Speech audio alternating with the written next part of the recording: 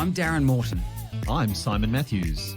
This is Lift, The Lifestyle Medicine podcast, where we dive into the science of health and well-being.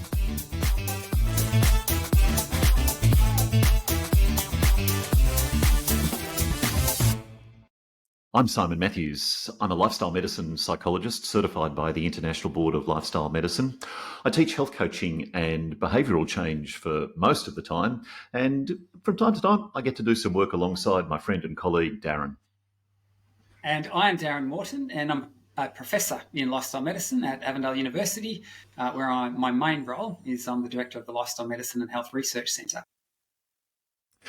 Today in the first episode, we're going to dig into the question, how much of our health and well-being do we get to choose?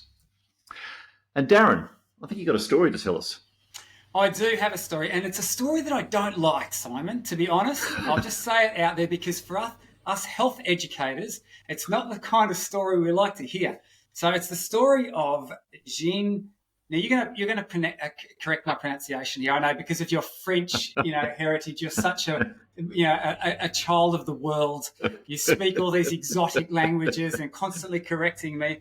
So anyway, I'll have a crack, and then you can tell me what it really should have sounded like. So it's Jean Calmore. How's that? Is that even close? That's close. It's close. It's not bad, Darren. Jean Calmont. Yeah, that wasn't even close, was it? Jean Calmont. Well, I won't even try and pronounce what she was. So she's French, clearly, but she's also referred to as a doyenne. Now, what's a doyenne? Yeah, a doyenne. Tell us, what is a doyenne? A doyenne is someone who is highly experienced, or it's a woman, of course, who is highly experienced or respected in her particular field. So this suggests, of course, that Jean is actually famous for something, and I want to know what it is, Darren. Okay, I'm sure that all our listeners do too, so I won't keep the mystery alive any longer. So she's famous for, at the time, purportedly being the oldest living woman at the age of 122 years. And this was in 2015, just before she passed away.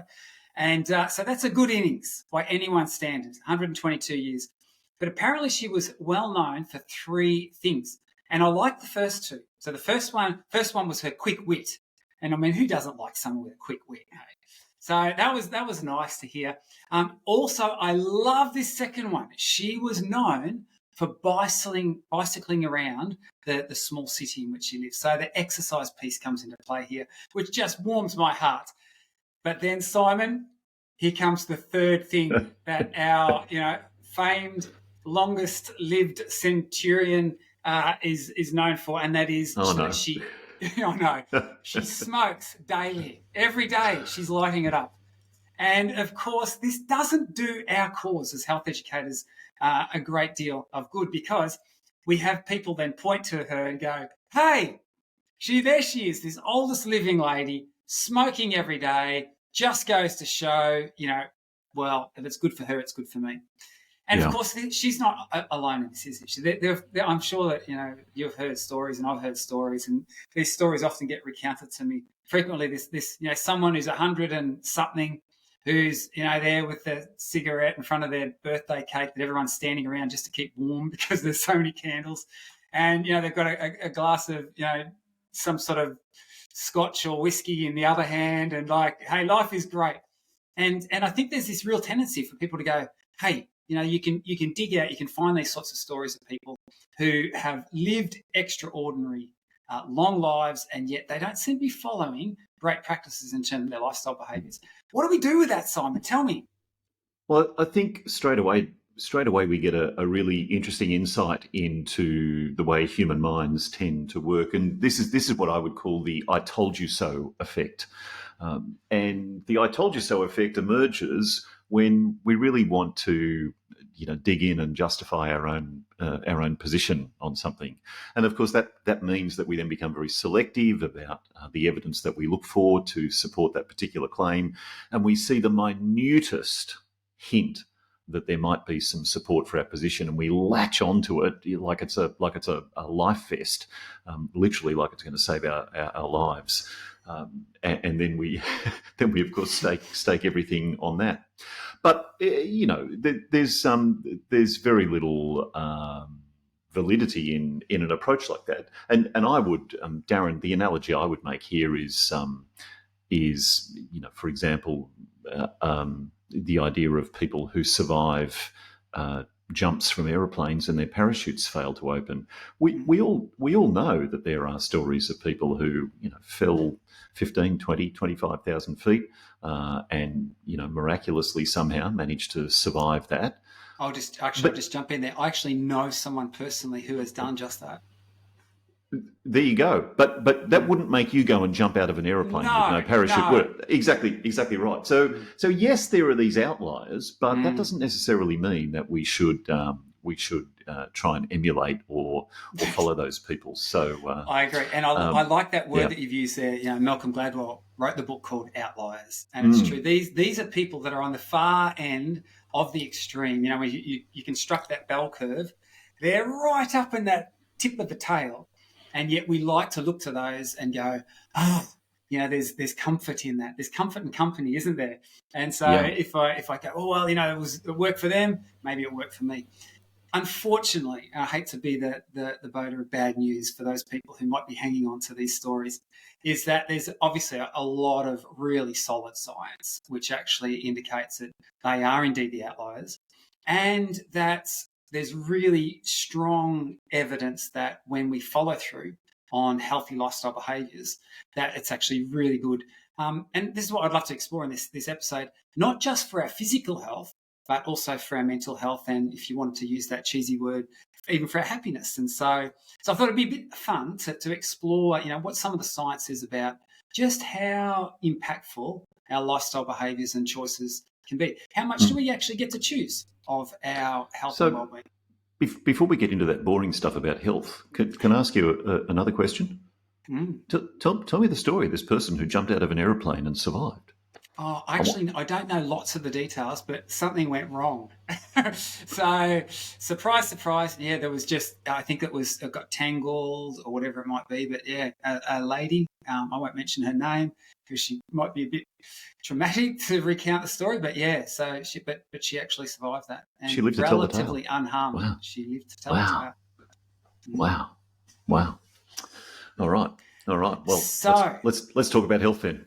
Let's talk about health.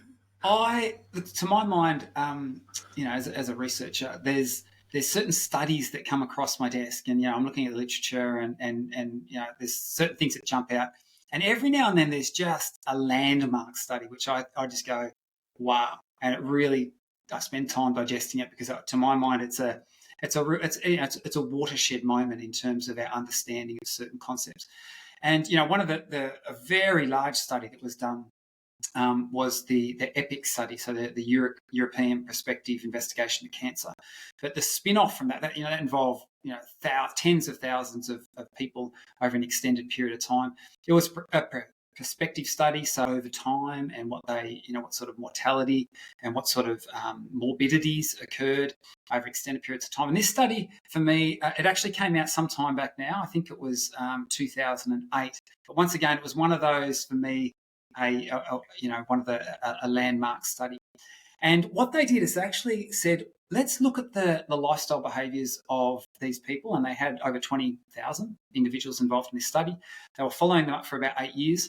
And what they were interested in is, what sort of healthy lifestyle behaviours are they practicing? And there were 4 that they were particularly interested in. So they were interested in how active they were, and whether they were doing around about 30 minutes of moderate intensity activity a day. If they had a relatively healthy diet, defined by not too high consumption of meat products, but a lot of fruit and veggies in their diet. Whether they smoked or not, would have failed this one. So whether they were smokers or not, and then the last one, how well they controlled their body weight. And what was interesting, they weren't interested so much if people were in the super skinny, super lean range, but whether they had a BMI less than 30. And just for those who aren't familiar with the whole idea of BMI, which stands for body mass index, a BMI less than 25 is considered sort of normal. Between 18 and 18 and a half and 25 is normal. 25 to 30 is considered overweight. And obviously BMI has its limitations because very muscular people can sort of sneak into these ranges as well. But above 30 is considered to be in the obese range. So people got a green tick if they were under 30. So it wasn't that they were super lean. They may have even been in the overweight category, but they weren't in the obese category. And so then they looked at these participants and they said, okay, so let's see how many green ticks they're getting, controlling body weight, physical activity, healthy eating, and not smoking, and compare those who have lots of ticks to those who have very few. And to me, I think it was just really telling, because very large study, well controlled, published in very high powered journal, and this is what they found. And as I state these numbers, I think I really love the work of Dr. David Katz, who was a former president of the American College of Lifestyle Medicine, where he says, often we read numbers and we go, there's an interesting statistic, but what we fail to do is put faces to these statistics. So put people to these numbers. So what they found was this: of myocardial infarctions, these are heart attacks, fatal heart attacks, about 80% preventable. So around about 8 out of 10 heart attacks could be prevented by those 4 lifestyle choices, by practicing those 4 things. If you think about this, we all know people who have had heart attacks. I could feel both hands and both feet, and it's really powerful. That you imagine if in 8 out of 10 cases that didn't need to be the case through these 4 simple lifestyle choices. When it comes to type 2 diabetes, that was about 93% preventable. So once again, we know so many people, well, we all do nowadays, people with type 2 diabetes, and there's obviously it's something you don't want to develop if you can help it. And they, in more than 9 out of 10 cases, that was preventable through these 4 lifestyle choices. About 50%, about half of strokes were preventable through these 4 lifestyle practices, and about a third, or 36% of cancers were also preventable as well. So to my mind, that was a moment. I remember reading those statistics and putting faces to the figures once again, and just thinking, wow, this really does make a difference. Mm-hmm. And you've got those outliers, but if you look at the big picture, this lifestyle is a really powerful medicine, a really powerful way forward for preventing these conditions. Yeah. And Darren, something that I think is really important in this whole picture as well too is acknowledging the powerful preventative effect that such lifestyle practices can have, and indeed the powerful restorative effect that they can have as well. And also remembering that there's much more to health and well-being than just dodging a heart attack, dodging cancer, dodging a brain aneurysm, and so on. Our health and vitality is a resource for us. It's a resource that enables us to squeeze every drop of juice out of our lives that we possibly can. It's a resource that enables us to make a powerfully useful contribution to the communities, the societies in which we live, to be part of something much bigger than just ourselves. And these principles and practices, of course, support all of that. And I'll share with you a personal story of health here that may be a part of this as well. Darren, a lot of people won't know that several years ago I had retinal detachments, one in each eye, completely spontaneous. No, I wasn't bungee jumping or doing anything else crazy like that at the time. Just unfortunate genetics, I think. The happy news to this story, which I'll share right now, is that I had a wonderful surgeon who successfully reattached the retina in each eye. My vision now is nothing short of sensational, and the likelihood of any sort of adverse outcome from this point forward is as close to zero as you can get.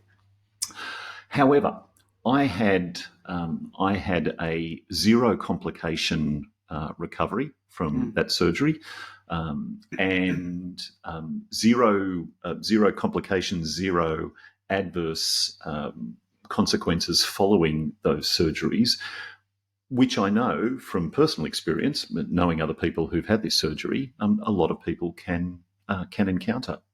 And at least in my mind, I attribute that zero complications to the underlying practices that I had all through that, and the underlying state of my own health and well-being, which I think just facilitated the recovery. The event itself was unavoidable. No amount of eating broccoli or riding a bicycle, around villages in France or anything like that would have prevented a retinal detachment. However, the recovery from it was remarkably uncomplicated and smooth, and I think lifestyle medicine practices have a lot to a big part to play in all of that. Yeah, and I like what you've pointed out there, and I think this is where some people who are enthusiasts of lifestyle as therapy and lifestyle as medicine can sometimes think that practice a healthy lifestyle and you're never going to die. You're never going to get unwell, and that's not the reality. Obviously, as you said, there's nothing that you could have done to prevent that. And I actually remember just shortly after you'd had your first surgery, and we had dinner one time, and you were telling me about how the fluid in the eye, because they actually initially fill it up with gas, don't they? After the post-surgery. Exactly right. The jelly that sits in your eyeball is evacuated. It's sucked out of your eyeball because it's actually the jelly that's the miscreant here. It's the jelly that's causing the retina to misbehave. So the jelly's sucked out, and then a gas bubble is injected into the eye, which after the retina has been lasered back in place, the gas bubble really exerts quite a bit of internal pressure, holds the retina in place while it's healing, and then gradually dissipates itself over the period of 3 to 4 weeks. And I remember you saying that, and as the fluid fills back up, you get that wave-like sensation. Yeah, exactly right. There's a period of time where you can actually see the gas bubble getting smaller in your eye, and you can see the fluid level in your eye as it's starting to increase again. Yeah, it's a little disconcerting. Yeah. So look, but I like the point that you make, and there are certain conditions that we experience. We all age. Disease, organ failure happens to the best of us, regardless of how super conscientious and diligent you are with your lifestyle practice. So this whole intent of this episode and talking about how much of our health and our well-being do we get to control, it's not to minimise or deny the fact that we all age. That currently, as I understand, the mortality rate still stands as 1. We're all going to die, and regardless of how we approach our life and our lifestyle choices. But once again, to lean on David Katz, he talks about the whole idea that through healthy lifestyle choices, I think the evidence is completely overwhelming that we can add years to our life. But I really like what you said. We can actually add life to our years. And I remember talking about the idea of it's not just about living long period of time that I'm interested in. What I'm really interested in is actually, well, what do they say? I actually want to die young, just at an old age. And I remember when my wife, she was involved she was a teacher at our local school, and we take kids on like a service trip to rural communities out west from where we live. And anyway, we'd get these kids doing a whole lot of activities where they'd be painting fences in the local park, and they'd be weeding the cemetery, and they'd be doing all these sorts of things. But some of the kids actually had a bit of musical talent. So we took a group of them along to a retirement village one time. It was like a senior living type. And anyway, they did this, and it went a bit rogue, actually, because one of the kids decided that he wasn't so good at singing, but he came along with the team, but he was good at dancing. And so all of a sudden, I remember this kid who was a bit of a character in front of these elderly, more mature individuals sitting around, prepared for this lovely little concert that young people were going to put on. And he breaks out into some dance moves that would make any rap dancer proud. And he was dancing around and flaunting it. And I remember that their eyes just lit up and they love this. And then one dear lady, she turns to me and she goes, "What I would give for that kind of energy again." And I thought, that's it, isn't it? It's really for me, that whole idea of, living with a vitality. And I love that word. It's not just about longevity. It's about vitality. Yeah. And certainly there's just so much evidence to show that healthy lifestyle practices feed into that. When we it gives us more energy, and certainly that's one of the things that really is a driver for me. So the science, I think, is really strong, showing that healthy lifestyle practices can prevent many of these conditions. Where I think it's really exciting, and this is once again one of those watershed moments for me. I've been involved in the development of sort of interventions for chronic disease for many years. And I have seen, like this is, for the past 15 years, I've seen interventions where people adopt, and we would call this, therapeutic lifestyle change. This is quite rigorous to a certain extent, where people make quite radical shifts in their eating patterns and their movement patterns and how they manage their stress and all the rest of it. But I've seen countless examples of people, for example, coming off their high blood pressure medications, coming off their diabetic medications. And for me, I just thought it was a common understanding that many of these things, that lifestyle is not just powerful for prevention, but it can actually be curative for people that have these pre-existing conditions. And so we were publishing articles, and in some instances we were trying to use the word reversal. And we talk about, for example, reversal of type 2 diabetes. And we would get so much pushback. Like I remember they're just saying reversal, diabetes, type 2 diabetes is a progressive condition. You cannot reverse it. Refrain from using that terminology. And it was very heavy-handed. And I used to come back and say, well, wait a sec. These people had type 2 diabetes. They were taking insulin. They were on medications for this. Their blood sugar levels weren't normalised. Now they are completely normalised in a normal range. They're not taking any medication for that. They're not using any insulin. What do you call that? What do you call that? To my mind, progressive till it's not, right? That's correct. And so, so anyway, I think this study when it came out, and this was published in Lancet, and obviously Lancet being one of the peak medical journals in 2018. And when I read this, it warmed my heart, because for me, once again, this was another watershed moment where they had around about 300 people with type 2 diabetes. Some had the condition for many years, like up to about 8 years or so. And then they introduced intensive therapeutic lifestyle change, and in particular targeting weight loss. And what they found, and I'm going to read this. This is from the article, because this was the conclusion that they had in the at the end of the abstract. And this is what they said.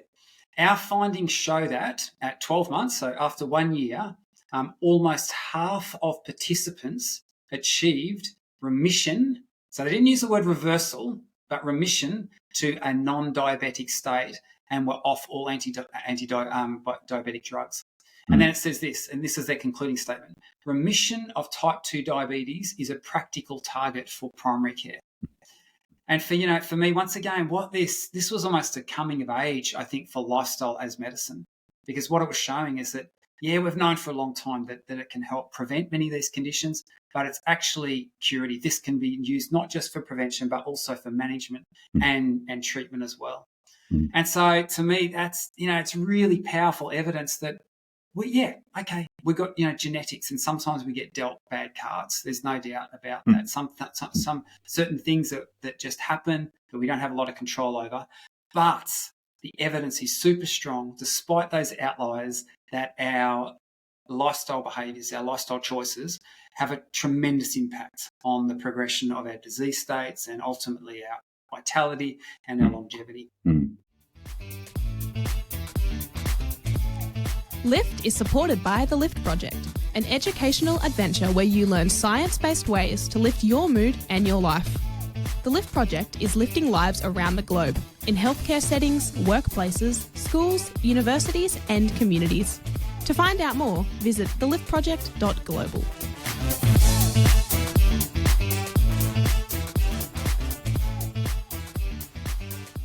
Mm-hmm.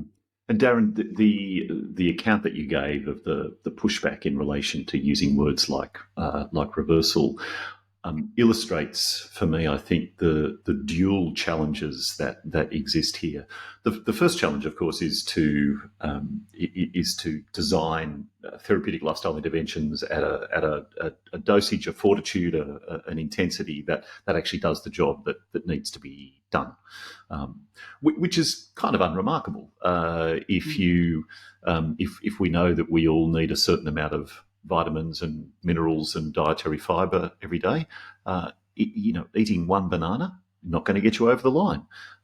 If we all know that we need to do both strength training exercise and cardiorespiratory exercise every day, walking slowly for 5 minutes, lifting 2-pound hand weights, not going to get you over the line. So we need to set the intensity right.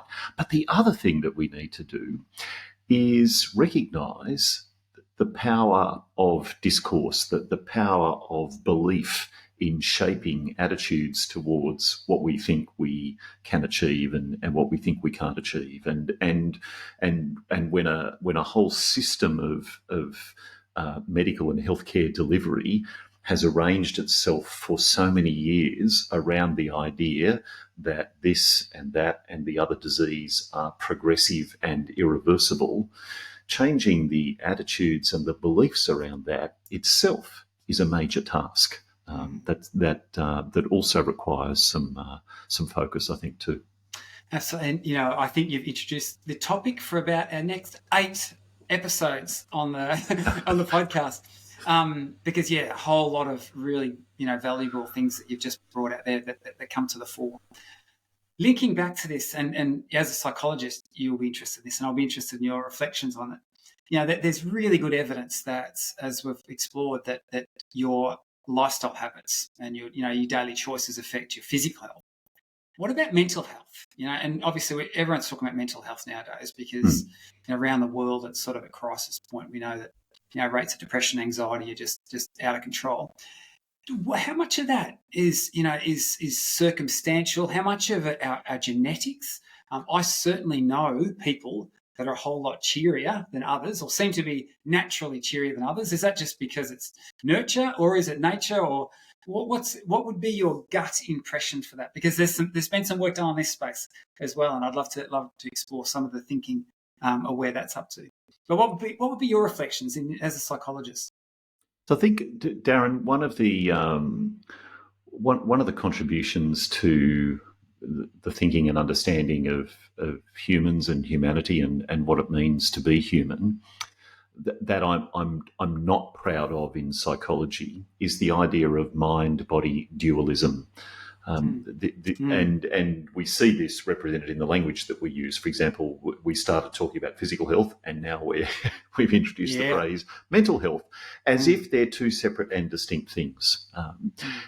I'm certainly not of that view. And I think we already have enough evidence from research in lifestyle medicine to really significantly challenge that view, because when we see improvements and changes in one, we typically see improvements and changes in the other. And when we see degradations in one, we often see degradations in the other as well. Yeah, there's that reciprocity. Yeah, exactly right. They're not necessarily moving in lockstep with each other. However, it does feel like we're observing different dimensions of the same big concept, and that big concept we might call health or health and well-being or something like that, which has elements of physical health, mental health, spiritual health, social health, relational health, if you like, vocational health as well. All these parts of who we are as human beings that tend to interact with each other and tend to influence each other in complex, multi-directional pathways. For sure. So as you know, in your years of clinical practice and experience as a psychologist, what would you guesstimate if you had to? So because work's been done on this, and what they've really identified that seems to be three key contributors to our overall sense of mental health and wellbeing. Certainly, there's a genetic contribution, and so that's well established. There's also our life circumstances, which will play into that, and obviously there are various domains to that. But then there's that path that we get to choose, our lifestyle choices, our daily choices. As I'm not even sure if you've seen the study, but what would you guesstimate in your opinion? What would you think? What would be the percentages be? Well, spoiler alert! I have seen the study, so I do know the answer here. Okay. But I'm going to say that one of the complicating elements of this also is personality, and there's a concept in psychology which I'm sure you know, Darren, the idea of locus of control, the extent to which we feel ourselves or experience ourselves as being in control of our destiny versus the idea that things simply happen to us. And I think that personality feature at an individual level probably plays a role here too. So someone like me, and I think you also, who have a pretty strong internal locus of control, we both have a pretty strong sense of our own capacity to influence things in our lives. We probably overestimate the extent to which we can direct our own, direct our own and influence our own kind of happiness and health and well-being, whereas others might underestimate it. But that's where this research becomes really useful. And I think you're talking about the research of Sonia Lyubomirsky. I'm glad that you pronounced that, because I probably would have struggled once again. So yes, I am. Yes. Yep. So tell us about it. All right, let's not keep the mystery alive any longer. So, yes, this was published back in, maybe 15 years ago now. So I think it's around 2008. So they first proposed that when you look at the work that's been done with identical twins who are living in different situations, they were trying to ascertain how much of it's nurture, how much of it's nature. Their best guesstimate was that probably about 50% of our happiness, and I use that word sort of a little lightly, but sort of in terms of our emotional well-being, if you like, and our mental health, was determined by our genetics. So 50% genetics, which once again, speaks to that whole, what sort of card we're dealt there. And certainly I know I've got a friend, I'm not going to mention the fact that he's an accountant, but I would say that he doesn't seem to be naturally as cheery as some of my other friends who are of different locations. So maybe it's a personality thing once again, but obviously genetics will play. Poor vocational choice. That's true. Well, then they talk about economists being those who didn't have the personality to be an accountant. But anyway, so they estimate 50% was as genetically determined, our happiness. Then they said about 10% is our life circumstances, and that intrigues me because most of us, I think, certainly I would have, before I saw this work, would have thought it's a lot more than that. And I think that there's a tendency for most of us to be thinking, hey, if I just had that, or if I just, this was better in my life, then all of a sudden my life would be, be rainbows and butterflies. And what their work seems to suggest is that it's not quite the case, because certainly we know of, in different countries, income, standard of living doesn't seem to have the sort of impact on happiness and mental health that we thought it would. And so that's why it actually came to that quite low figure, only 10%. So they were sort of speaking very practically then, if I happen to win $50 million in Powerball this week, that's ultimately going to have a pretty limited impact on my it's interesting, because that's one of those external factors, right? That's correct, and the study seems to, in fact, many people who win the lotto actually they don't have a lot to show for it in a relatively short space of time. There's actually been some work done looking about 5 years later.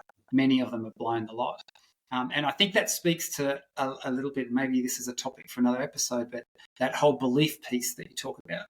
If you anyway, we'll come back to that another time. But happiness tends to habituate I imagine for a few days after, as you were buying your Ferraris, you would probably be happier. But what we'd see is that would taper off and probably come back to your basal levels, or your sort of your normal levels anyway. We see even in traumatic events, where we see people, for example, that are in situations where they might say, become a paraplegic. Obviously, there's going to be a lot of trauma attached to that. They'll be down for an extended period of time, but after a couple of years, you often see their happiness levels, their mental health levels returning to pre-incident. So this is broadly the hedonic adaptation research, right? Exactly. The idea that over time we need increasing amounts of hedonic stimuli to achieve the same levels of happiness. Yeah, that's correct. Yeah. And so what they came away with this idea that our happiness, if you want, our mental well-being, was about 50% genetically determined, 10% based on our life circumstances, and then 40% we got to choose through our daily choices, our intentional activities. And that's been challenged a bit. Obviously, there's been some other researchers looking at that. I think it was around about 2017 that some other researchers came on board and started to, and what was interesting to me, and I think this is what we've seen, is that the genetic contributions being pulled back further and further. And the reason for that, I think, is that this awakening, this understanding of epigenetics and how that works, and the fact that, yes, it's true that many of us have genetic predispositions to certain things, and we might have genes that are there ready to, cause us to be develop lung cancer if we smoke or whatever it might be. Often what epigenetics is teaching us is that these genes load the gun, but it's actually our lifestyle choices and our habits that actually pull the trigger. And so, I might, for example, have the gene for lung cancer, but if I never smoke, then that will never be expressed and never be realised. And so, I think what we've seen is that there's this a lot more attention to how our behaviours influence our happiness, and so that genetic component's pulled down a bit. There is some evidence that our life circumstances contribute more than 10%. And certainly, I think that where we see cases like COVID, where we saw just an escalation in mental distress. Partly that was circumstantial, but obviously our circumstances can often influence our and to interact and connect with people and do things that make us happy. But I think what the science, and this is where I sort of arrive at it. If you take everything that's being done in this space, probably we get to choose about half of our happiness, half of our mental well-being, with our life circumstances and genetics obviously contributing the other half. It would make sense that we would need to continue to choose to do things that are going to contribute to that, because we see this in other areas of our health as well. I can't go to sleep tonight and have a solid 8.5 hours sleep and then not bother sleeping for the rest of the week.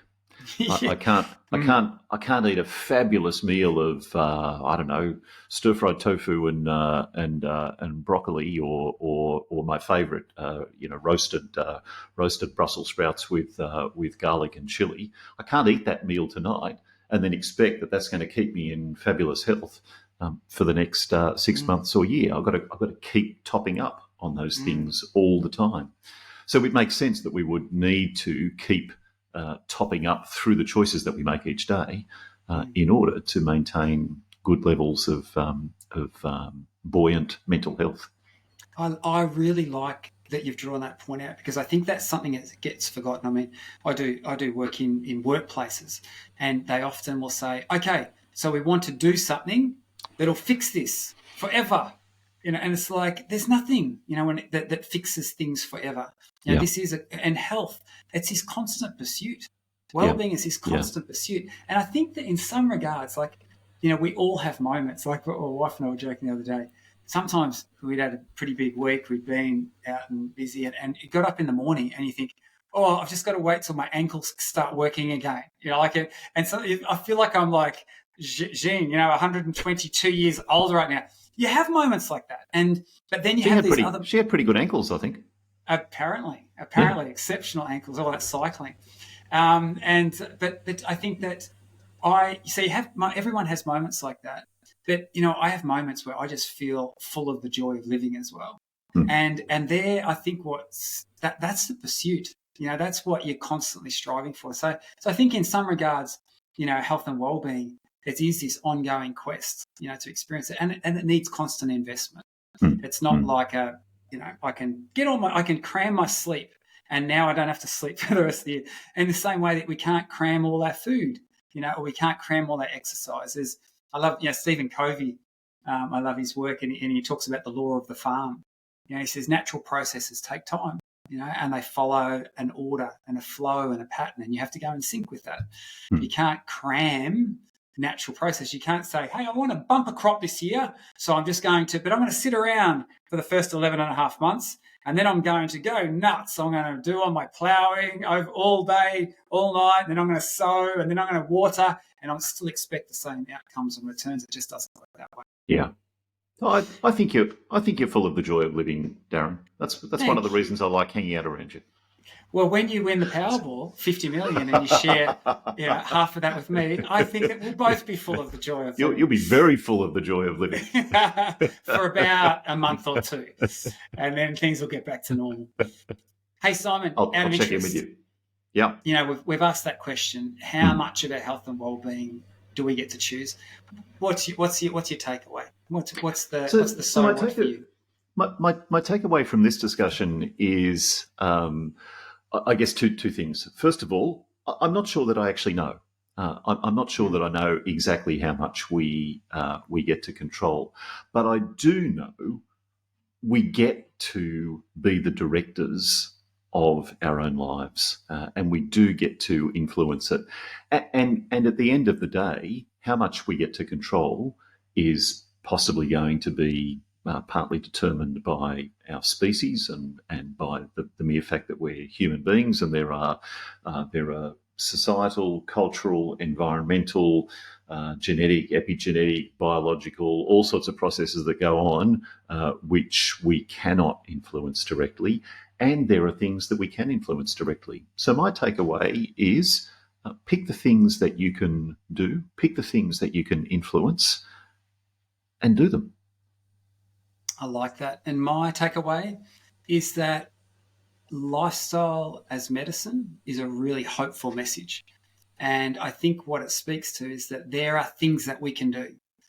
Despite the fact we might have the greatest genetics, we might not have the greatest lifestyle circumstances of our life at a particular time, there are things that we can do at that moment in time to affect changes in our physical and our mental health, because they're obviously united anyway. So to me, I find the lifestyle medicine space just incredibly hopeful, because I think it can speak life into people. So you know what? Can we affect change in our health and well-being? The science certainly says we can.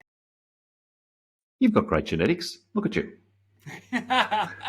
Well, I'm glad, because you've got two great eyes now, and the fact that you can say that and see clearly is a beautiful thing.